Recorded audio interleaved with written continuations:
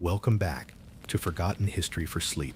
Or, if this is your first time here, pull your blanket up, settle your breathing, and know that you've found a quiet little corner of the internet where history doesn't shout, it whispers. You don't need to take notes. You don't even have to stay awake. Just listen. Tonight, we're walking into a building that once entered was rarely left. A place filled not with healing, but with groaning. A place where silence was earned, one by one, as the beds emptied. This was not a hospital as we know it today. There were no IV drips, no painkillers, no bustling nurses in blue scrubs. This was a plague hospital, an institution born out of panic, desperation, and the sheer mathematical certainty that people were dying faster than they could be buried. But still, people tried. Some served, some abandoned, some rang the bell and were never seen again. Tonight, we'll walk its halls. Slowly, carefully, with reverence. You'll feel the splinters of the stretcher, the vinegar on the air, the hush in every corner. You'll wonder, as I did, how anyone lasted a single day. But first, before we knock on the gate, take a moment to like the video and subscribe, but only if you genuinely enjoy what I do here. And let me know in the comments where you're tuning in from and what time it is for you. It's always fascinating to see who's joining us from around the world. Now light your lantern. We're going in. There's a bell tied to your wrist. That might sound poetic. It isn't. It's small, just enough to ring once every few steps, enough to warn others. The cart you're lying on bumps over uneven cobblestone. Your body is covered, but your face is exposed. You're not dead yet, but you're sweating, delirious, and covered in dark swellings that look like spoiled fruit beneath the skin. Children point. A woman ducks into a doorway and slams it shut. Two men cross themselves, then spit for good luck. The driver says nothing, just pulls you forward, closer to the city's edge, where the hospital looms like a half-finished monastery. Stone walls darkened by rain and soot. Its windows open, not for air, but to allow the moans to drift upward and disappear. The bell rings again, once more, and the door opens. No prayers, no chants, no last rites. You're no one here, just another shadow crawling toward silence. But we're not letting go just yet. Let's stand up, shake off the fever, just for tonight, and walk slowly into the corridors, with steady feet and curious eyes. Let's imagine you're not the patient yet. You're just visiting, but the air already is changing. You don't knock at the gate of a plague hospital. No one does. Knocking implies you want to come in, that someone might welcome you. But here, at the edge of the city, behind a wall that leaks with mildew and sorrow, the gate simply opens because someone saw you coming. It swings outward with a sound like old bones. The hinges haven't been oiled in years. The wood is swollen from rain. A black iron cross is bolted at the center. Once symbolic, now simply rusted decoration. Faded cloth, maybe once a flag, maybe a warning, clings to a post on your left, flapping weakly in the summer breeze that carries more heat than relief. And then just past the gate, your feet hit a new texture. No more stone, no more brick. The path is now a slick, sun-dried mixture of dirt, charcoal, and something else, crushed herbs, maybe not. You look down. Your boots, if you're lucky enough to have boots, are now stained with it. Others, the barefoot or the dying, track it in with every twi-dragging step. There's a boy just inside, thin, maybe 12, skin like parchment.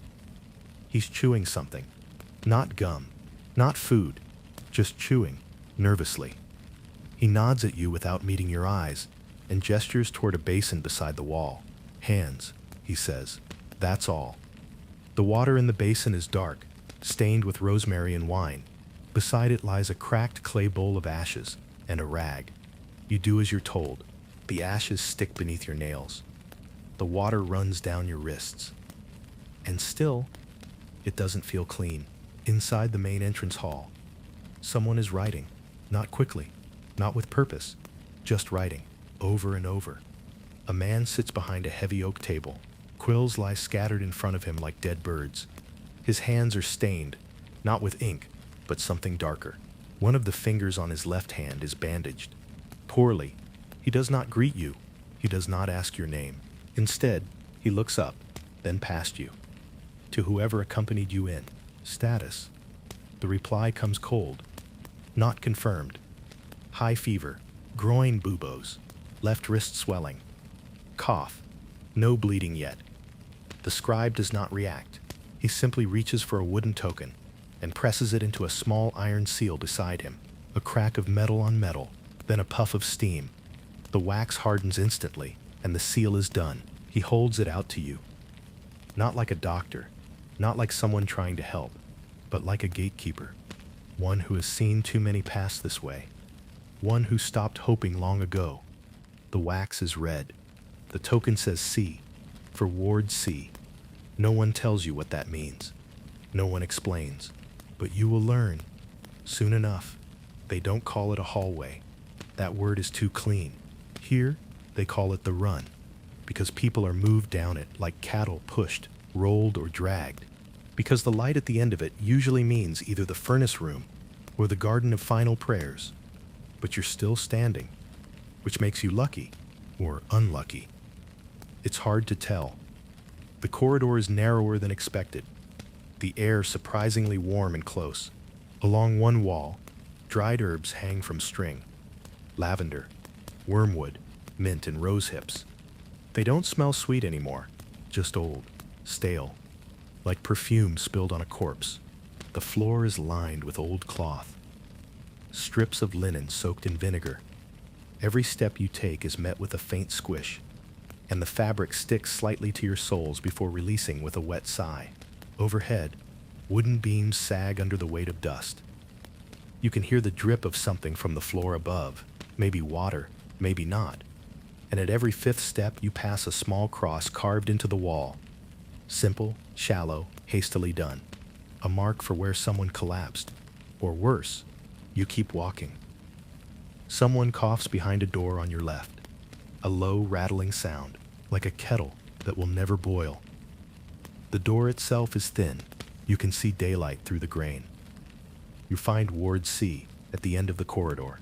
The door is open. No guard, no priest, just an open mouth of a room. Inside are 10 beds, or what passes for beds. Planks of uneven wood, topped with mounds of straw, sometimes covered with a single stained sheet. Only 2 are empty. The man lying closest to the door is shaking, eyes closed. He clutches something in his hand. A pouch? A charm? You can't tell. A woman sits in the next bed.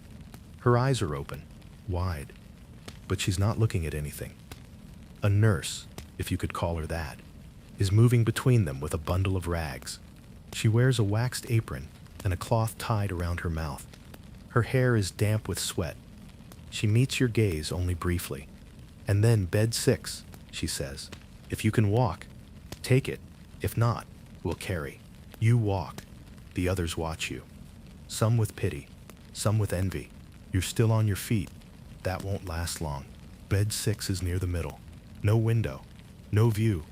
Just a crumpled mass of straw and linen that smells faintly of garlic and iron. You sit, slowly. The bed creaks like an old voice trying to speak. The wood beneath is warped from sweat. There's a dip in the center, from the last person who used it. You lie down. The air feels thicker now. The sound's closer. Someone moans. Someone else is whispering prayers in a language you don't recognize.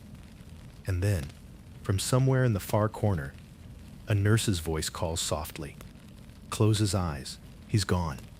No one wails. No one moves. Just the faint scuff of a curtain being drawn, and the sound of water being poured. You stare up at the beams overhead. You wonder if they'll creak for you too. Your second hour in the hospital is marked not by time, but by scent. It hits before you see him. A swirl of rose oil, vinegar, juniper, and something burnt. Something that makes the back of your throat twitch and your stomach roll. You turn your head toward the door of Ward C. He's there, not walking quickly, not rushing, just existing. A shadow in slow motion. The plague doctor, The real kind, not the costumed caricature you've seen in books or masks at carnivals, not a figure of mystery. No, he's here now. And he's tired. His shape is tall, awkward. Everything about him seems too heavy. The cloak, the gloves, the thick boots, the layered linen beneath. But your eyes go straight to the mask. That beaked mask. It doesn't gleam. It's not theatrical. It's dry, dull, leather that's cracked along the edges. The beak curves downward like the neck of a dying bird, stuffed with herbs meant to filter the air, though it does little. You wonder how he breathes in it. If he can see through the two round, cloudy glass discs. He carries a long cane, not quite a staff, not quite a pointer. He taps the ground as he walks, slowly, deliberately. But not for support. The cane is not for walking. It's for you. He doesn't speak. He doesn't need to. When he stops at each bed, he uses the tip of the cane to lift a blanket, or prod a swollen limb, or nudge a jaw shut. He doesn't touch anyone, not with hands. Just the stick. It's a tool, a probe, a barrier between the living and the almost dead, an extension of his fear, masquerading as control. When he reaches bed 5, he pauses. The man lying there is unresponsive. His chest barely rises. The doctor tilts his head, slowly, like a bird considering prey. Then he uses the cane to tap the man's shoulder. Once, twice, no response. He waits, 3 seconds, then simply points at the foot of the bed. A boy, maybe the same one who watched you enter earlier, rushes in. He carries a strip of white cloth and a small metal bell. The bell is tied to the man's ankle. The cloth is tied to the post of the bed. It means, watch for death. The beak turns toward you. Not fast, not slow, just inevitable. He steps forward, and for the first time, you can hear him breathing behind the mask. Shallow, wheezy, and wet. He does not speak. He raises the cane and points it at your chest. You don't move. You barely blink. Then, he shifts it upward, touching your forehead. It's not painful, but it's enough to make your heart skip. He holds it there, then lowers it, then raises it again, to press lightly against your left cheek. You try not to breathe. You fail. He lowers the cane, scribbles something on the wax tablet hanging from his belt. You can't read it. You'll never know what it says. Then he nods, once, and moves on. You wonder what he sees in all of you. Does he look for signs of death, hope, miracles? Or is he just measuring time, seeing how long each body takes before it gives in? You wonder what he's hiding behind that mask. Not just his face, but his fear. He walks like a man who knows he'll be back tomorrow. He visits Ward C every afternoon, they say. He doesn't get sick, but he doesn't get close either. No one thanks him. No one speaks to him. He doesn't heal. He just records. Like a raven with a clipboard. When he's gone, the ward seems to exhale. One of the older patients, a woman with a faded blue ribbon around her wrist, whispers softly, "He didn't mark you. You're fine." You don't ask what that means. You're afraid to. Another man, his voice like crushed gravel, chuckles. "Just wait till morning. You'll see who's marked and who's not." And then silence. The beak has passed, but his shadow lingers. You can smell him on your blanket, and in that moment, you realize you weren't visited by a healer. You were examined by death itself, wearing leather and clove, and it will return. Tomorrow. In most places, the coming of a meal is a moment of comfort. In the plague hospital, it's a warning, not because of what it brings, but because of what it proves. You're still alive, and that means you'll have to eat. The ward has gone quiet. Not the quiet of peace, but the kind that settles over a room where everyone is waiting for something they don't want. No bells, no prayers, just the sound of wet coughs, twitching straw, and the occasional rustle of fabric as someone shifts to relieve pressure from a sore sup that wasn't there yesterday. You lie still. You try not to breathe too deeply, because the air is heavy with vinegar and mold, and because someone near you is dying. You don't know who. You just feel it. And then, finally, you hear it. A dull cartwheel turning over stone. Then the squeak of an axle that hasn't been greased in weeks. And finally, cutlery clinking against cracked bowls. The food is coming. She arrives like a ghost. Thin, covered, silent. She pushes the food cart with gloved hands and doesn't meet anyone's eyes. Her face is partially hidden behind a mask. Not the long beak of the doctor, but a soaked cloth, tied tight and damp with old wine. She wears 2 aprons, one white, stained, one darker, perhaps once blue. A chain of wooden prayer beads dangles from her waist, clinking softly with each step. They say she was a nun, or still is. Or maybe she just found the habit in a pile, and wears it because it makes her feel closer to something that listens. No one asks. She stops beside each bed and places a wooden bowl gently on the floor, or bedside table if the patient has one. She speaks only once per person. Eat. And then she moves on. It's warm. That's the first surprise. Not hot. Nothing here is hot. But warm enough to suggest that someone, somewhere, tried. You lift the bowl carefully. The wood is old, cracked, and stained with years of effort. It smells like thyme, onion, fat, and a hint of smoke. Inside is a thin broth, yellowish, with 2 floating things. One is a bean, or something shaped like one. The other is a curl of boiled root. Maybe parsnip, maybe turnip. It doesn't matter. It's food. You tilt the bowl and sip. Slowly, it burns slightly on your tongue, and you feel the weight of it slide down your throat like hope wrapped in oil. You close your eyes. It's not good, but it's better than nothing. And in here, nothing is always an option. They say the cook used to be a butcher's apprentice. When the butcher died, buboes the size of eggs along his neck. The boy was sent to the hospital kitchen because he already knew how to handle meat. Now he makes soup from bones boiled to exhaustion, bread from flour, mixed with ground acorns and dried peas, wine diluted with clove water and a dash of smoke. Not actual spice, just a piece of burned cloth held over the pot for scent. He cooks wearing gloves. He never leaves the kitchen. They slide the bowls through a hatch. He never sees the people he feeds. Sometimes, late at night, they say he plays music on a lute with only 4 strings. The patients can hear it through the stone. They call it the Last Supper song. You were hungry before. Not anymore. Not because you're full, but because you've remembered what your body forgot. Hunger is a luxury of the healthy. Now, food is a task. You force yourself to eat the root. It's soft, bland. You swallow it whole. The broth makes your stomach shift, but it stays down. For now, next to you, the old woman with the blue ribbon has not touched her bowl. You hear her breathing, slow, labored, and then, gently, she says, "Leave it for the rats."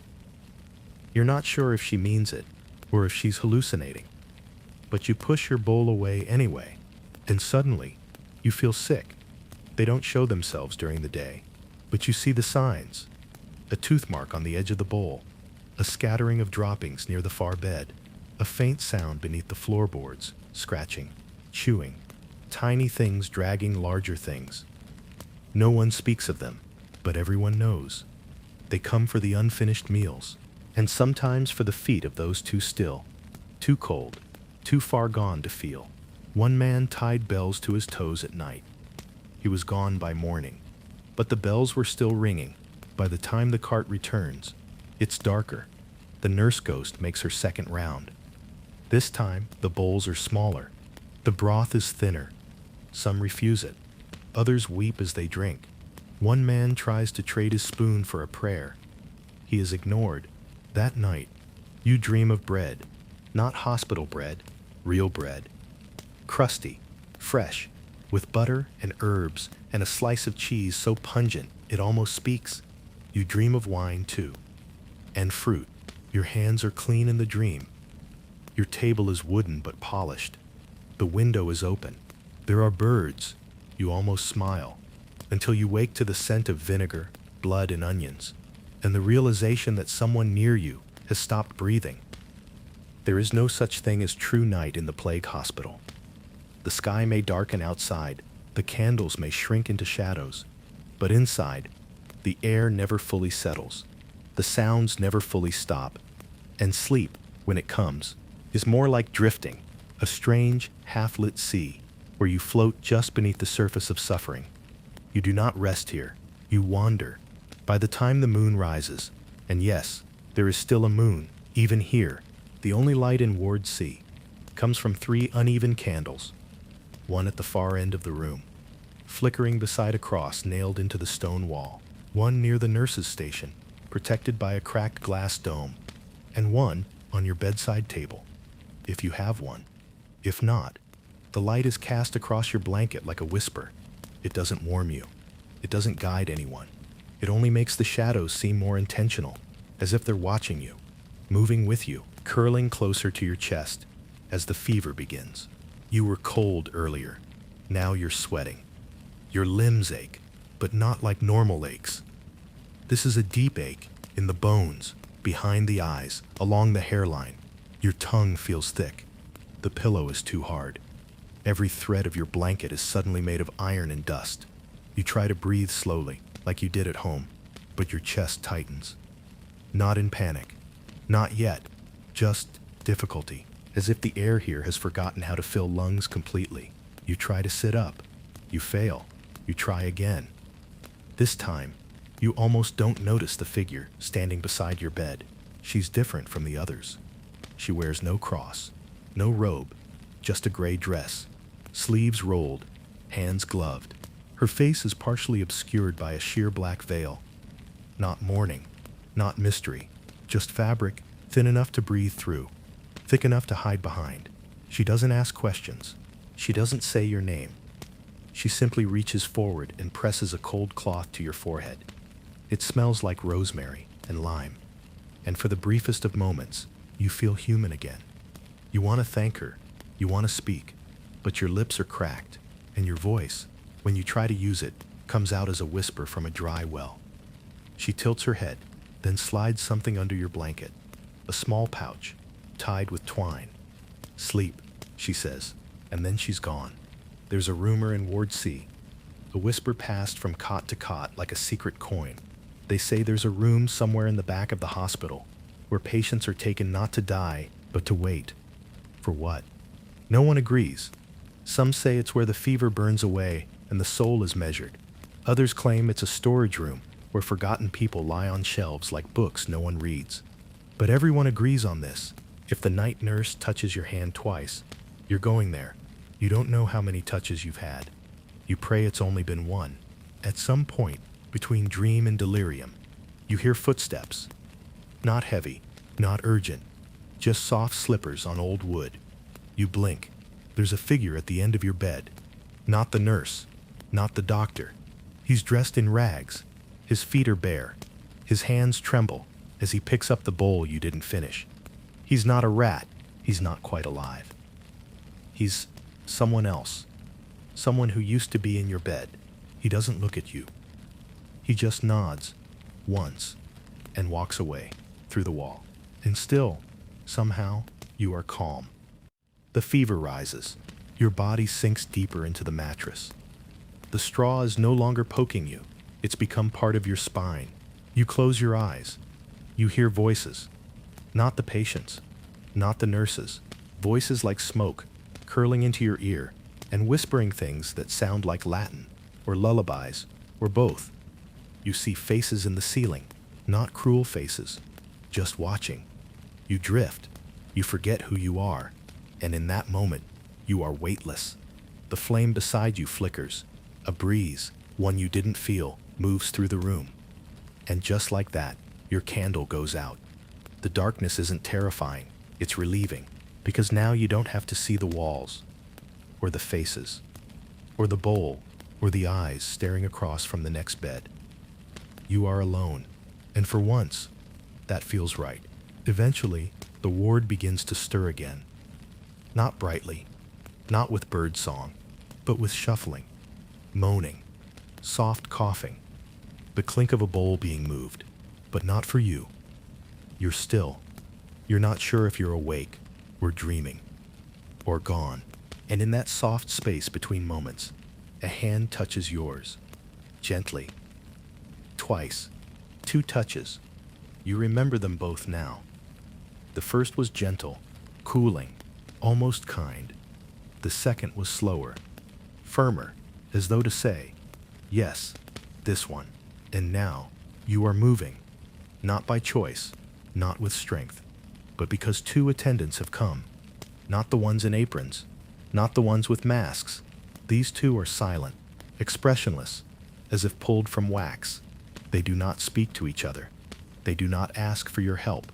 One lifts your shoulders, the other your knees. They carry you like something sacred or something surrendered. And still, you are not afraid. Not exactly, just cold, so very cold. They don't take you back through the hallway, you know. No, this is a different path, a narrower corridor, tucked behind a door so plain it looked like a closet. It leads downward, deeper into the building's belly. You pass no windows. You see no candles. Only faint blue light, glowing from narrow slits cut into the walls. Not flame, not sun, just something pale. Something deliberate. The smell here is different. Gone is the vinegar and sweat. Here, it smells like stone, cold iron and wilted flowers. Not fresh flowers, ones that died days ago in someone's hand. The only sound is the soft scuff of slippers, yours, dragging slightly. Theirs, precise. Eventually, the walls open up, and the room of waiting receives you. It's not what you expected. There are no bars, no chains, no weeping angels, no altars, no beds. Just 3 mats, arranged in a circle, each one covered in clean linen, pale gray, no stains. And at the center of them, a single wooden bowl filled with salt. No one explains. They simply lay you down on one of the mats and adjust your blanket. Then they leave, and the door closes without a sound. At first you think you're alone, but then you hear a breath. Slow, deliberate. From the mat across from you, you turn your head, barely.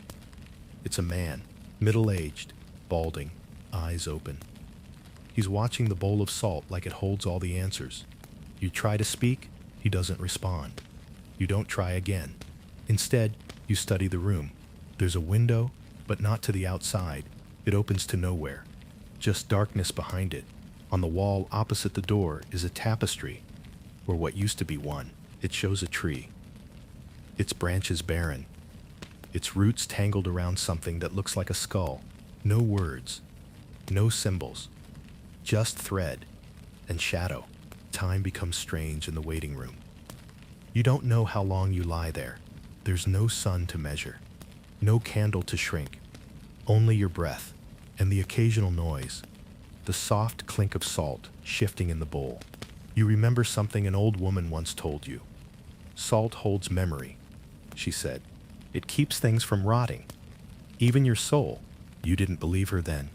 You're not so sure now. The man across from you finally speaks. Not to you, to the air. He says, "If the salt turns red, I'll go next." You don't ask what that means. Eventually, the door opens again. A young girl is carried in. She can't be more than 16. Skin pale, lips cracked.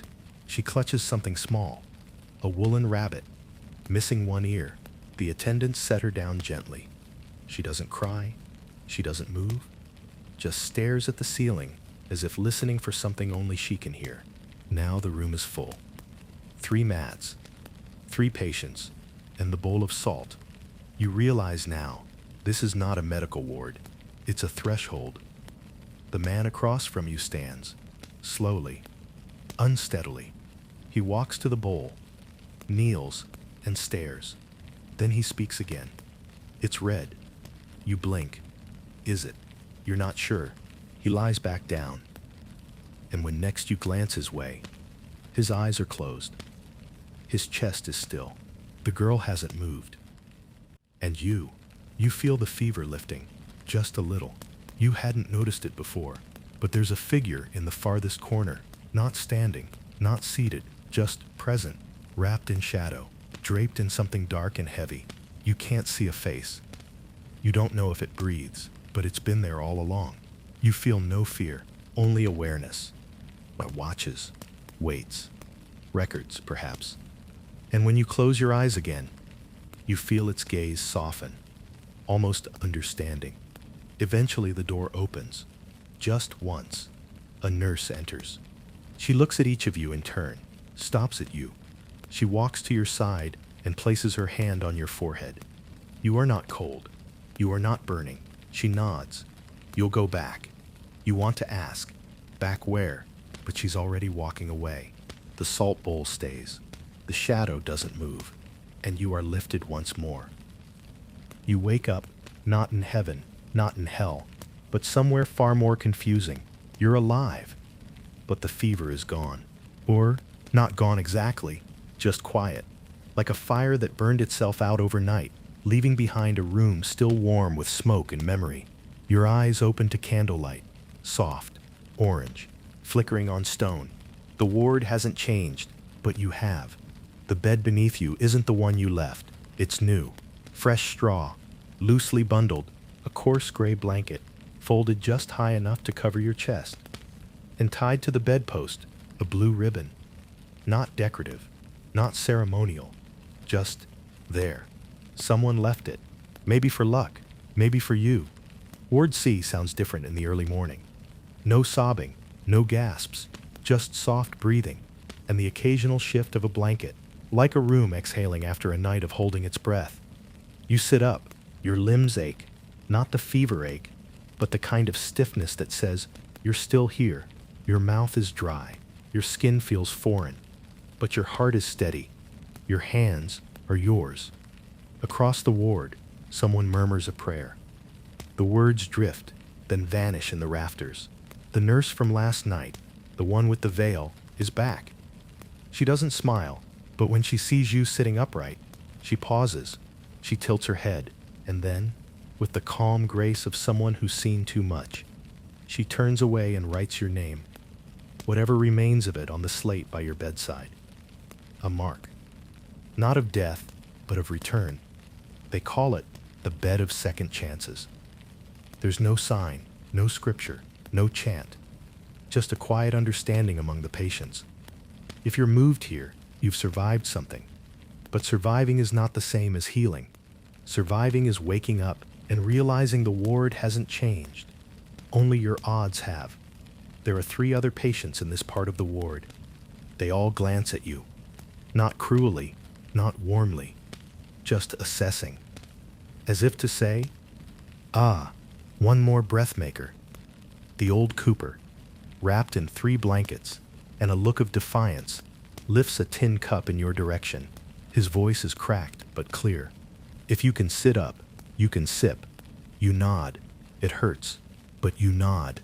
The broth arrives around midday, thicker than before, smelling faintly of onions, bone, and something green. Maybe parsley, maybe nettle. The nurse hands it to you in a wooden bowl. She says nothing, but she watches as you lift the spoon.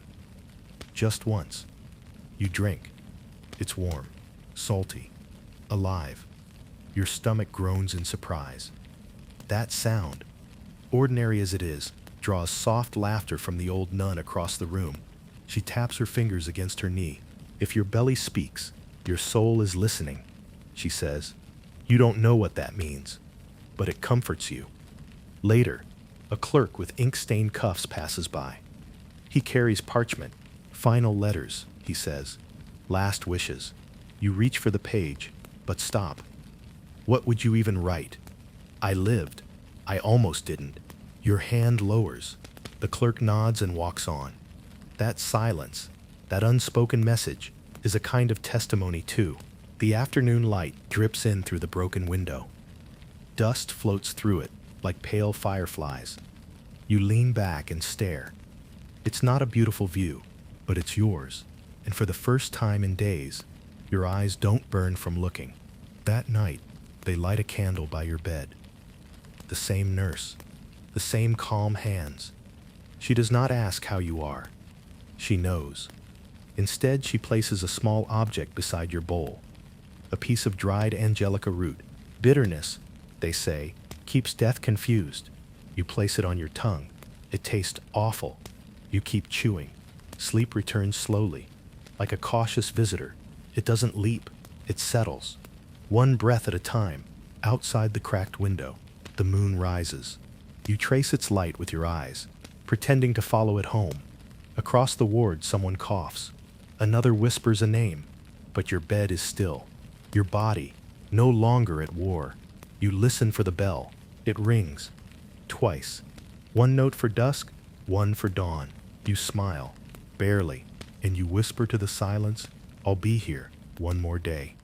Dawn is not sudden in the plague hospital. It doesn't burst in with trumpets and golden light. It creeps, soft and gray, a kind of gentle exhale from the mouth of night. You feel it before you see it, a subtle shift in the air, cooler near your hands.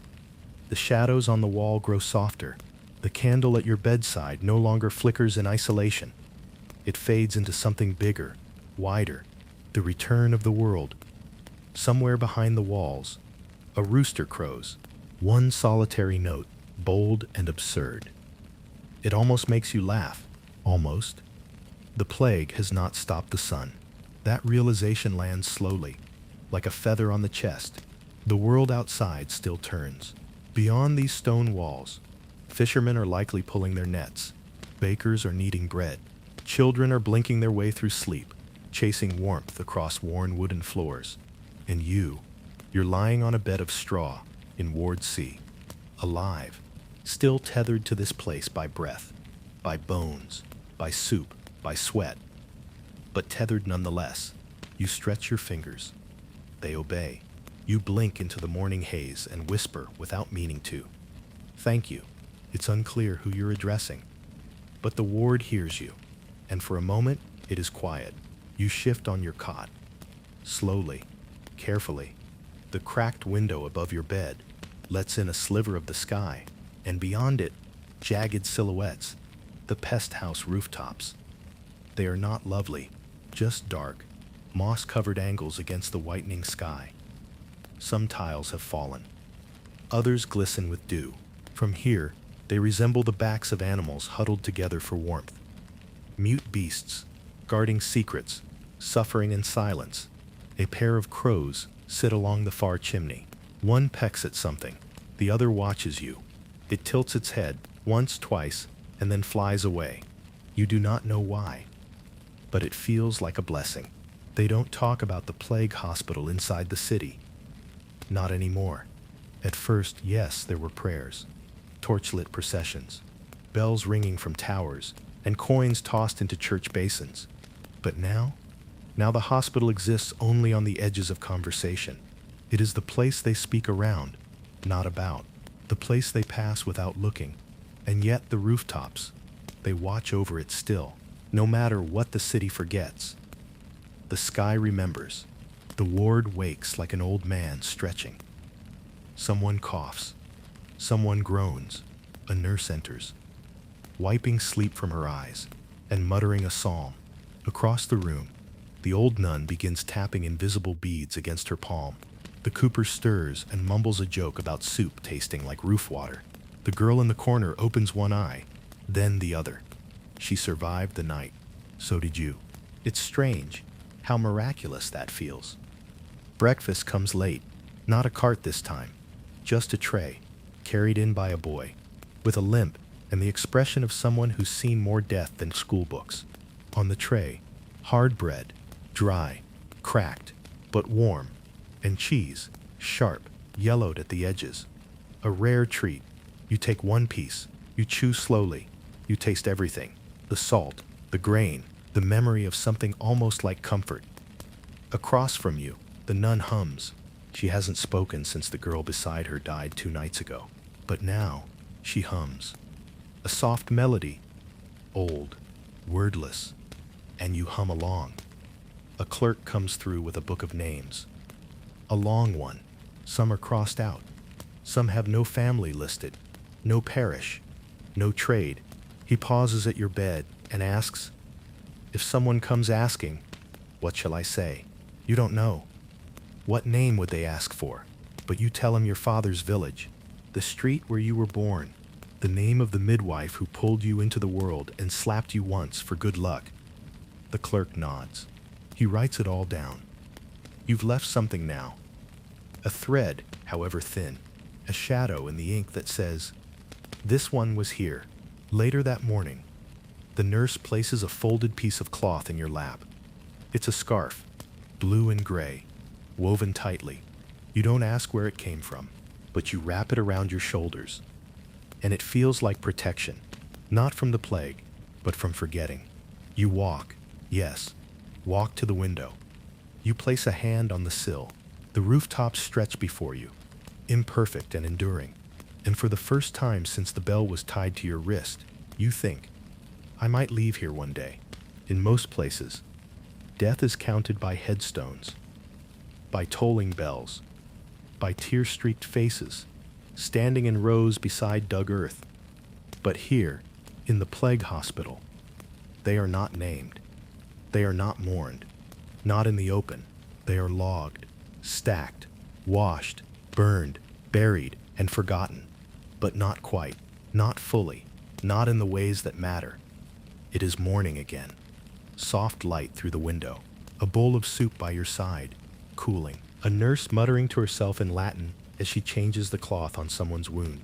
And yet, there is no bell. There should be. One ring for every body. That was the rule. Or maybe just a story the patients tell each other, to make the silence seem organized. You listen. Still nothing. And that's when you understand. Today, they're too busy moving the dead to honor them. Every 2 days, sometimes 3, a clerk comes through Ward C with a black book. It's leather-bound, worn to softness. The edges of its pages curl from moisture and use. No poetry, no blessings, just lines, and names, and marks beside names. A cross for the dead, a dot for the dying, a line for the ones who've left. Somehow. No last words, no records of pain, just ink. The clerk doesn't speak unless spoken to. But if you ask him a question, he'll answer in numbers. How many died this week? 12 here. 37 in the main hall. 5 in the waiting room. How many survived? 3, possibly 4. He does not look up when he says this. His hand keeps writing. You wonder what your mark is. You do not ask. Each bed holds a story. But the staff don't have time for stories. So they count straw. Each time a patient dies, the straw is changed.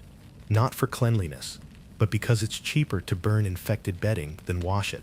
Every pile removed equals one person. No prayer. No blessing. Just the crunch of dried grass dragged across stone. You watch through half-lidded eyes as a boy pulls the mattress from the bed beside yours. The man who slept there, whose name you never learned, was alive last night. You heard him whispering to his daughter in his sleep. Now he is gone, and the boy sighs as he tosses the straw into the sack. They say there's a ledger room. No one's seen it, but somewhere inside this building, in a cool cellar, beneath the old monastery floorboards, there's a book taller than a child. Every death is recorded there, not in detail, not with affection, just a time, a cot number, a mark. Once the name is in the ledger, the body follows.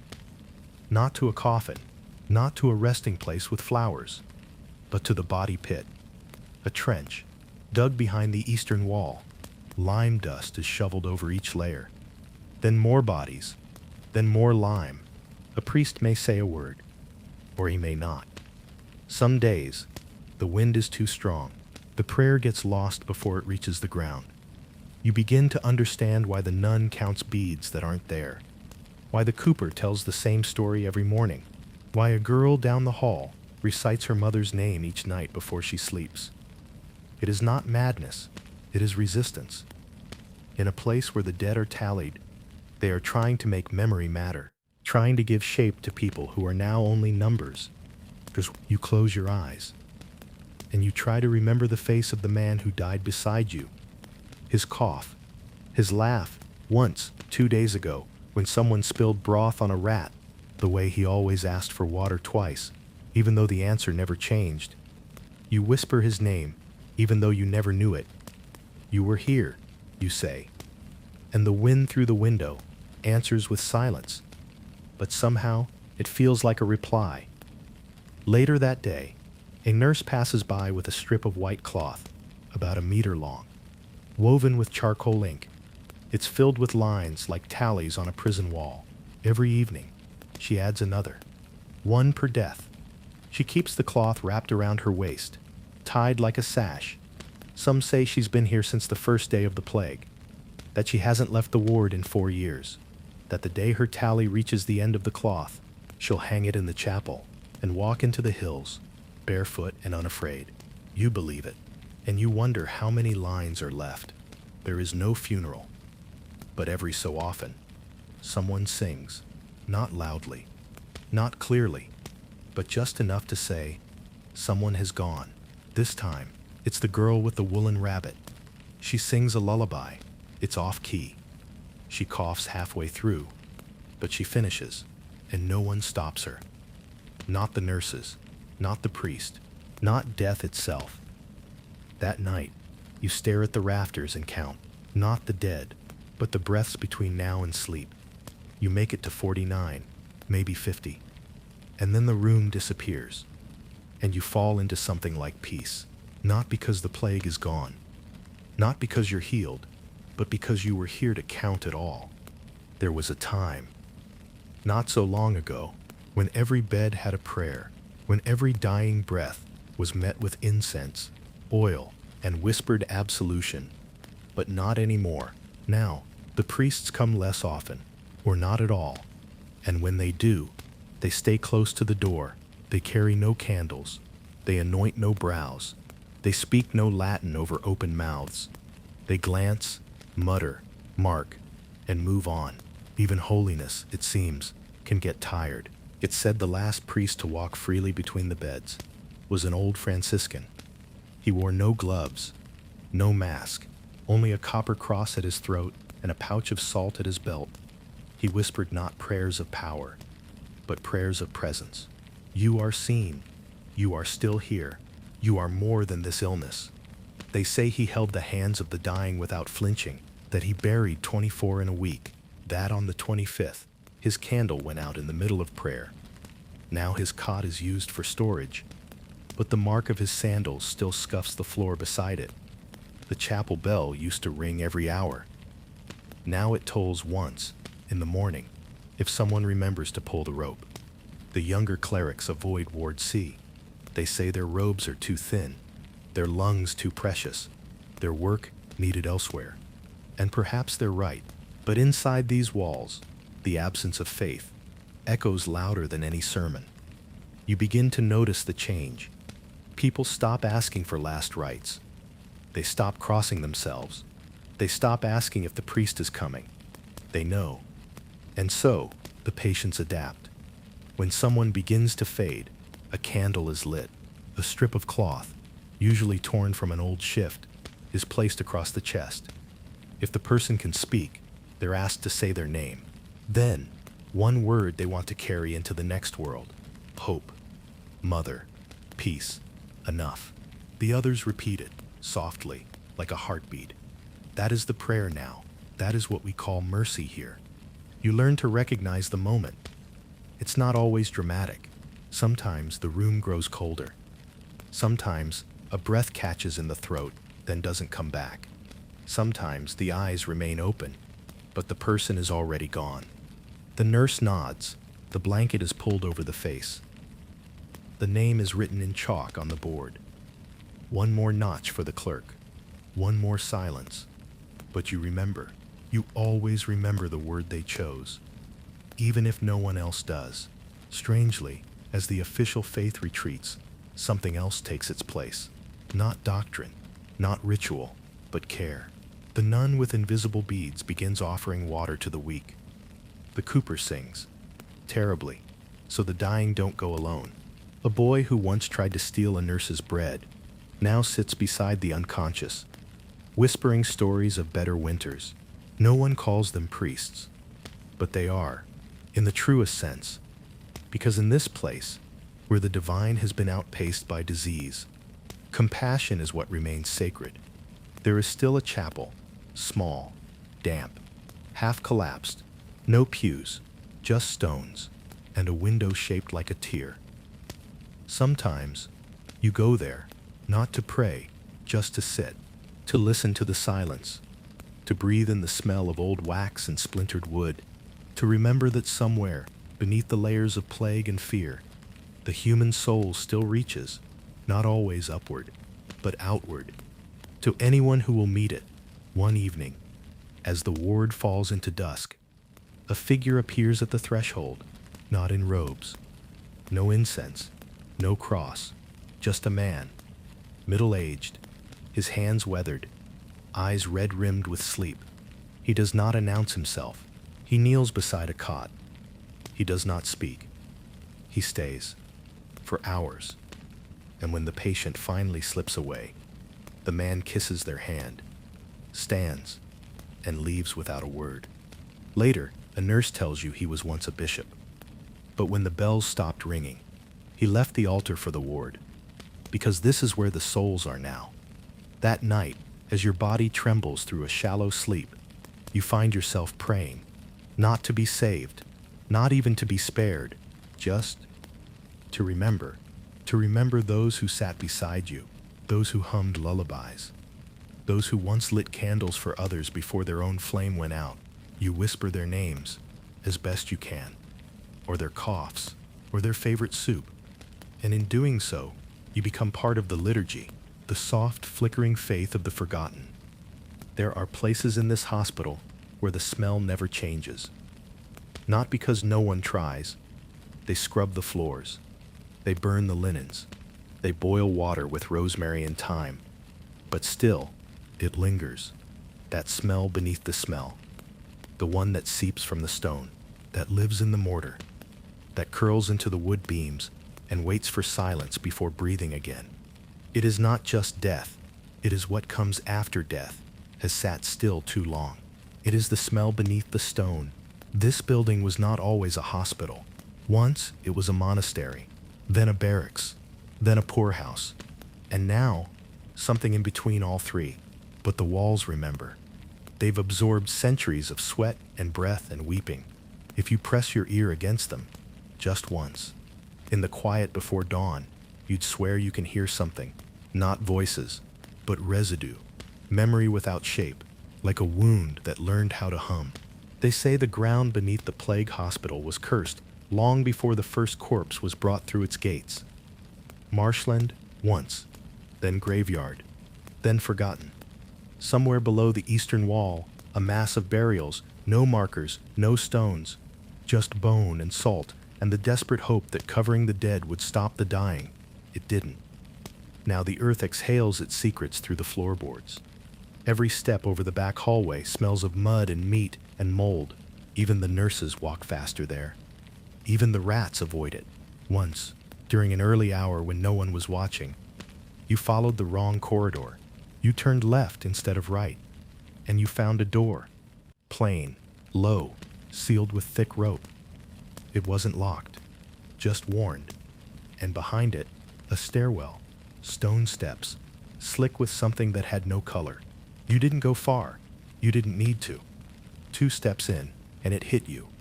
The smell, not just of death, but of accumulated endings. Every limb unclaimed. Every wound untreated. Every oath broken beneath whispering rafters.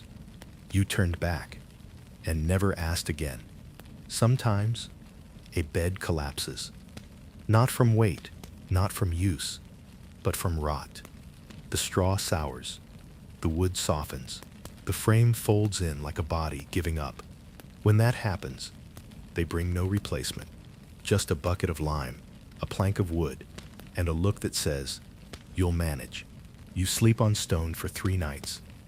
And when your new bed arrives, it smells like fire and garlic. You do not complain, because in this place, a dry bed is a miracle. In the back of Ward C, behind a cracked screen, sits a tall wooden wardrobe. It is not locked, but no one opens it. No one remembers who placed it there or what it once held.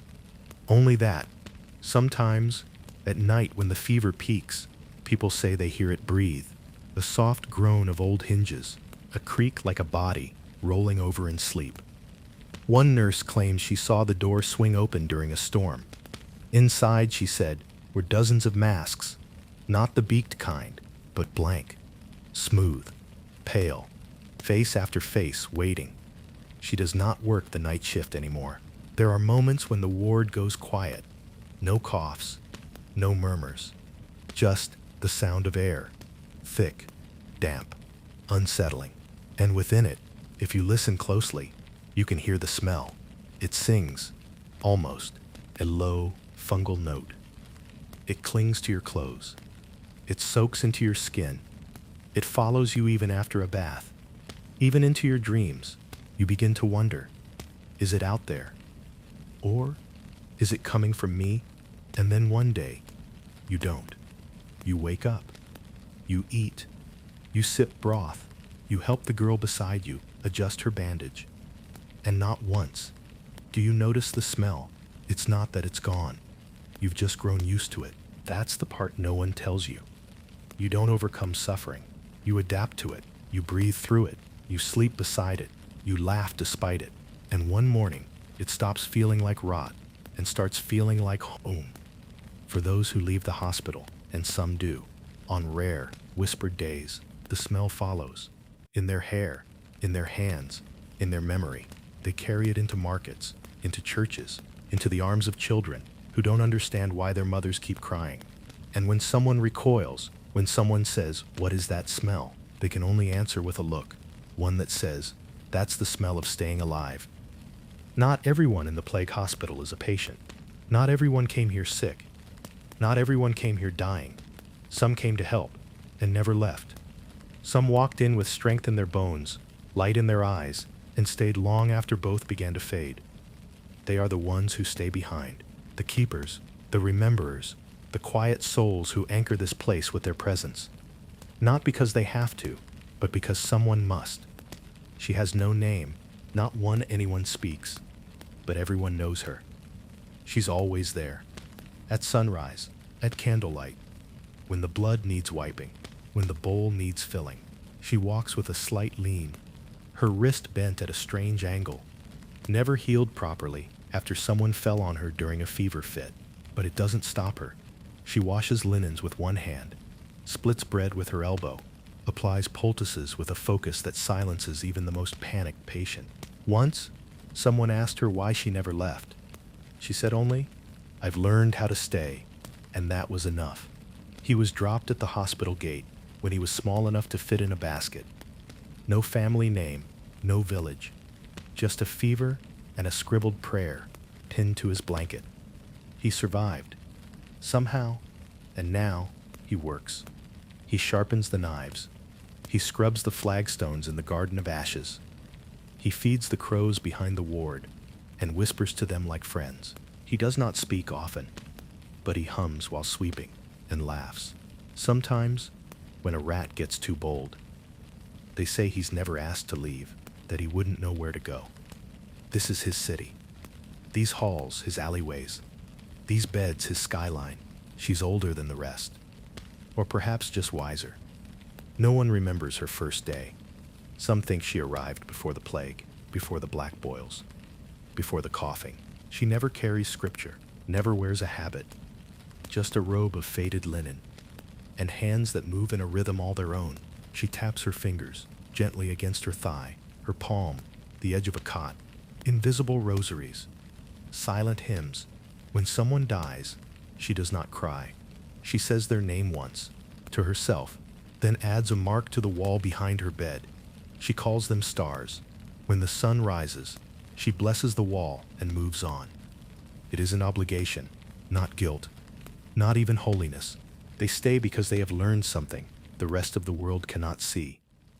That being there, truly being there, when someone is falling apart, is one of the rarest acts of love. They cannot cure the plague, but they can hold the bowl, straighten the blanket, catch the last whispered word before it disappears. That is their calling. Not sainthood, not salvation, but witnessing. Once the city declared the plague over. The bells rang, people danced, wine poured into the streets. A cart arrived with parchment, a list of names, permission slips for the healed to return. Some of the nurses were offered places in city clinics. The cook was promised a post in the mayor's house. Even the mute boy was invited to the cathedral school. Most declined. They looked at the gates, then turned back toward the ward, and someone whispered, "The plague doesn't leave. It just gets quieter." They stayed because the sick would return. They always do. There are no headstones here, no gardens of marble, no brass plates stamped with dates and devotions. Only memory. Soft, fading, quiet. So the ones who stay remember every face, every name, every sound someone made before they stopped making sound at all. They pass those memories between each other like stories, so that no one becomes completely erased, so that even if the ledgers fail, the people won't be gone. Not truly. Every month, on the darkest night, they gather in the courtyard. Each one holds a lantern. Each lantern holds a single word, written on paper, a name, a virtue, a promise. They light the candles, they speak the words, and then they wait until the flames burn out on their own. Nothing grand, nothing holy, just a promise that someone stayed. If you've survived long enough in Ward C, long enough to eat broth without trembling, to walk unaided, to change your own bandages, you'll be asked a question, not aloud, just with a look. Will you leave? Some do, and no one stops them. But others, they look at the nurse with the crooked wrist, the boy feeding the crows, the nun who whispers to the walls, and they stay. Not because they're strong, but because they've discovered that sometimes, to stay behind is the bravest thing of all. There is no trumpet, no flash of light, no grand hand reaching through the rafters, just a quiet morning, just the same gray sky, the same cracked window, the same dry cough from the cot 3 rows down. And yet, something feels different. You don't know it yet, but today is the last day. Your last day in the plague hospital. And like most endings, it will not feel like an ending at all. You wake. That's the first miracle. No chills, no nausea, just breath. Steady, present. You sit up. The room doesn't spin. The floor doesn't tilt. You place your feet on the stone, and they hold. That's all. No music, no applause. Just a body that says, "I can." The nurse brings your morning broth. She sees you upright, and for the first time, she pauses. Then gently, she reaches for the edge of your blanket and folds it, not to tidy, not to replace it, but to mark you. That's the sign. You don't know it yet, but that little triangle of folded wool means Pline and Rav. This one is going home. The clerk passes by with the ledger. This time, he doesn't ask for a last name. He asks for a destination, a village, a crossroad, a port. You blink. You ask him to repeat it. He smiles, just barely. You're leaving. Today. You don't have much. Your old shoes. A scarf that isn't yours. A spoon someone carved with care. You take the scarf, leave the spoon. It belongs here now. You gather your things. A satchel is offered.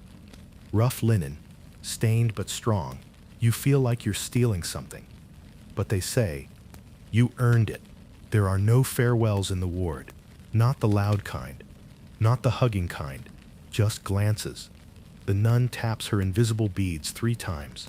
The cooper grunts and waves his spoon in a vague circle. The nurse with the crooked wrist nods once. It's the deepest gesture she's ever given you. The boy feeds the crows. They watch you, just as they always have. You walk slowly, not from weakness, but from something else. Memory, maybe. You pass the cot where the girl hummed lullabies. You pass the spot where the mask was lifted for the final time. You pass the chalkboard where your name was once crossed out in error, but not erased. Your footsteps echo softer now, because you are lighter. You are leaving. You reach the same gate you came through. Only now it opens inward, welcoming, not claiming. A man stands outside with a cart. He doesn't ask where you've been. He doesn't ask why you survived. He just nods and offers you a seat. You climb aboard. The cart creaks. The wheels turn, and the hospital fades behind you. Not gone. Never gone, but smaller. Quieter. A building you once entered dying, and leave, still breathing. You don't keep the smell. It fades. Eventually, you don't keep the fever, the hallucinations, the weight of every cry, but you keep the nun's voice, the cooper's laugh, the nurse's silent hands. You keep the way people lived, even while dying. You keep the rhythm of whispered names, the tally cloth, the lanterns. You carry it quietly, inside you, always. That night, in a borrowed bed, outside the city, you curl beneath unfamiliar sheets, clean, white, soft, and you miss the straw. Not the sickness, not the silence, not the fear, but the people. The ones who stayed, the ones who didn't, the ones who held on long enough for you to leave. You whisper to the dark, "Thank you," and then for the first time in weeks, you sleep. So now, you've made it through, not just the hospital, not just the fever, but the long and winding corridor of memory. A place where hope was rationed, where breath was borrowed, and where every act of care, no matter how small, was sacred. You were the patient, the witness, the quiet soul who held on just long enough to see morning. And if you've made it to the end of this story, then maybe, just maybe, you're stronger than you think. Not because you fought, but because you stayed. Because you listened. Because you remembered what it means to be human in a place built to forget. So tonight, whether you drift off to sleep now, or sit in the stillness a little longer, let that be enough. Let this story be a soft place to rest. A blanket made of history, woven with breath and silence.